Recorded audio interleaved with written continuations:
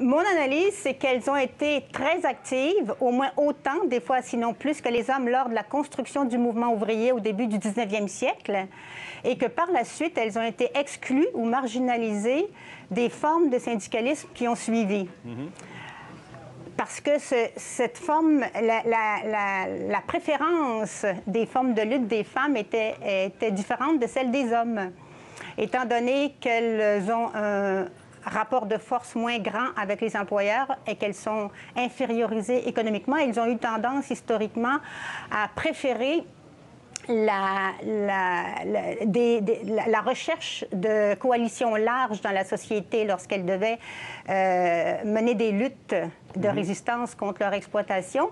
alors que les hommes, au cours de l'histoire, vont davantage se centrer sur leur milieu de travail, sur leur métier d'abord, après sur le milieu de travail, en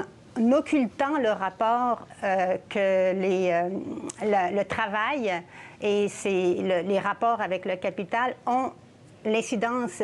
que ces rapports-là ont sur la société.